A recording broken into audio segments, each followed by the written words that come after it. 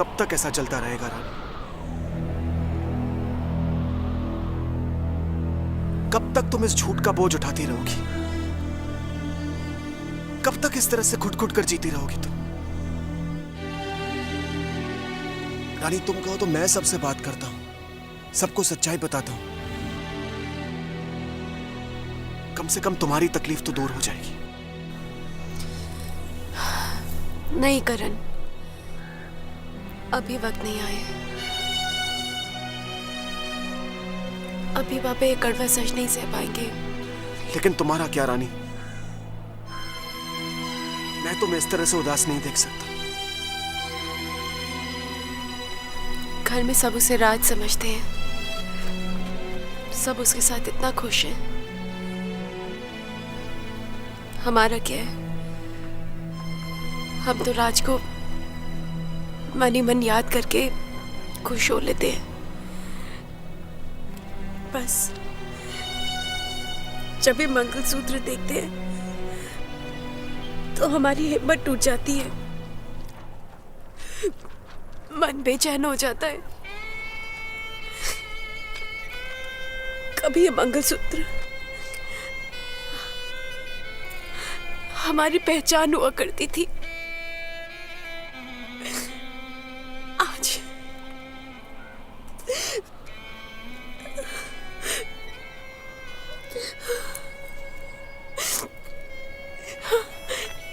राज क्यों चले गए? कुछ इस तरह अपना रही है। रो लो रानी, कम से कम तुम्हारे दिल का बोझ तो जरा हल्का हो जाएगा। हर एक के सामने तुम्हें चेहरे पर झूठ।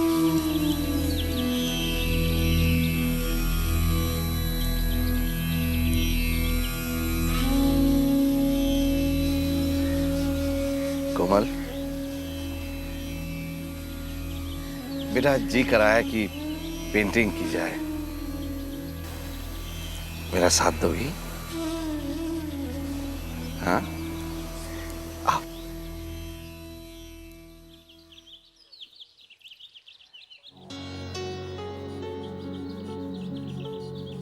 एक हरी भरी वादी की पेंटिंग बनानी शुरू की थी मैंने,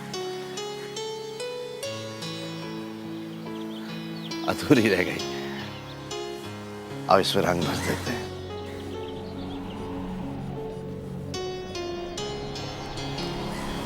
ये लो।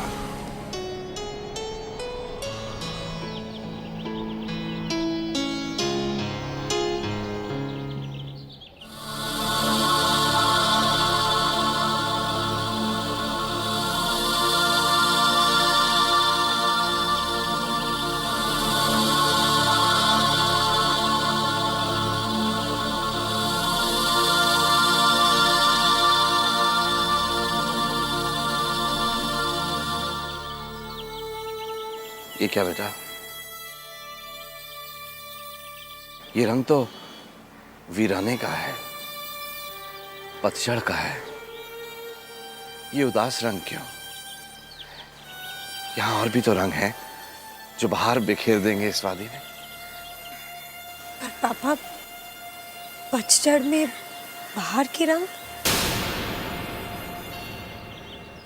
पतझड़ में पत्ते गिरते हैं, तभी तो कोपले फूटते हैं।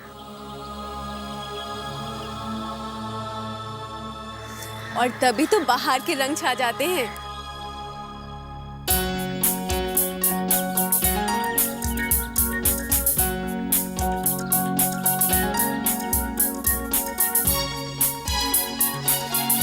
राज नहीं आया बेटा? वो माई, उनकी तबीयत ठीक नहीं है। क्यों, क्या हो गया? पापा चिंता की कोई बात नहीं है, हल्का सा सर दर्द था, हम ही ने उनका आराम करने के लिए कहा है।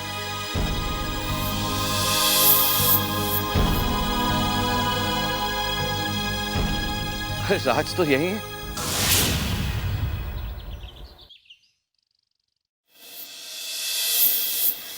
खुश रहो बेटा। अभी अभी तुम्हारे बारे में बात कर रहे थे हम लोग, पर रानी बता रही थी कि तुम्हारी तबीयत कुछ ठीक नहीं है।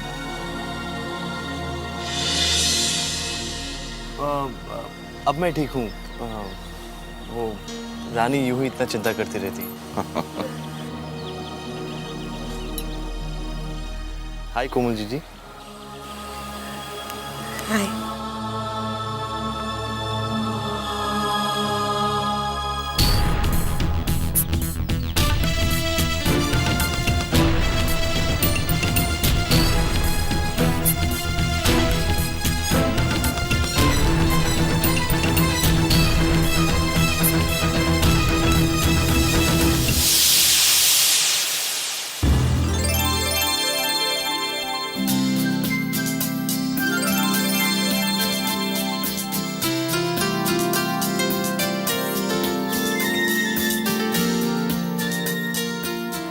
अनबिलीवेबल, आप और चॉकलेट नहीं खाएंगी?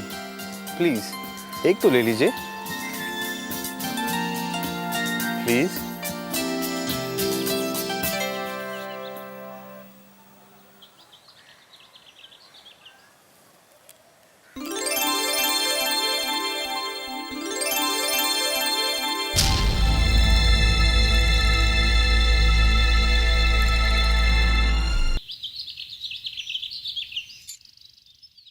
तुम्हारे सामने हाथ जोड़ती हूँ, तुम्हारे पैर पड़ती हूँ। क्या देख रही है समधन जी? और बेटी की नजर में अरे वाह, इस हद ये तो बड़ा अच्छा सीरियल है। वैसे बता रहे हैं आपको भी सीरियल देखने का चस्का है। वो तो है। और वैसे भी समधन जी, फालतू की बकबक करने से तो अच्छा है ना कि आदमी चुपचाप अपना सीरियल देखता रहे। जी, वैसे बकबक कौन करता है? लोग समधन जी, और वही लोग जिनके पास कोई काम धंधा नहीं होता, फालतू होते हैं, ऐसे लोग तो बकबक ही करते हैं, बकवास ही करते रहते हैं। वो तो है, लेकिन कौन सा सीरियल है ये? अरे ये वही वाला है जिसमें वो हीरोइन है ना, उसकी माँ उसके ससुराल में आकर रह गई है। जब से मुई बुद्धि आई है तब से तो उसने जीना हराम कर दिया है, सबका नाक में दम कर दिया है। आग लगाए चले जा रही है, ये नहीं कि अपने घर वापस चली जाए। अब देखिए ना समधन जी, आप भी अपनी बेटी के ससुराल आई हैं, लेकिन आप में इतनी समझ तो है ना कि आप 2-4 दिन रुकेंगी उसके घर में और फिर अपना सामान उठा के अपने घर वापस चली जाएंगी। लेकिन इस कमबख्त को देखिए, ये तो जमकर ही बैठ गई है, हिलने का नाम नहीं लेती बेटी के ससुराल से। मेरे लिए आपकी दी हुई कसम। पता नहीं हरकी क्या कर रही है। अब मैं जरा देख के आती हूँ समधन जी। देखिए ना, देख के आती हूँ ना। अरे देखिए, बहुत अच्छा सीन चल रहा है। अकेली होगी बेचारी, क्या करी। मैं अभी आई, आप देखिए, मैं अभी आई।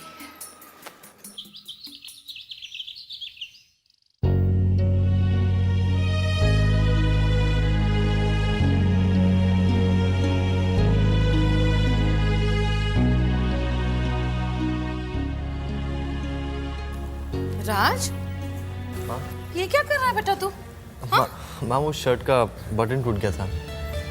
अरे तो रानी ने लगा कर नहीं दिया? अरे माँ, जीती रहे बेटा, खुश रहे। तूने इसकी शर्ट में बटन क्यों नहीं लगाया? माँ, नहीं माँ, रानी ने तो कहा था, लेकिन मैंने मना कर दिया। उसे ऑफिस के लिए देर भी हो रही थी ना। देख राज, एक बात कह देती हूँ, ये सब कुछ नहीं चलेगा। तू अगर ये हरकतें करेगा तो इसे अच्छा नहीं लगेगा।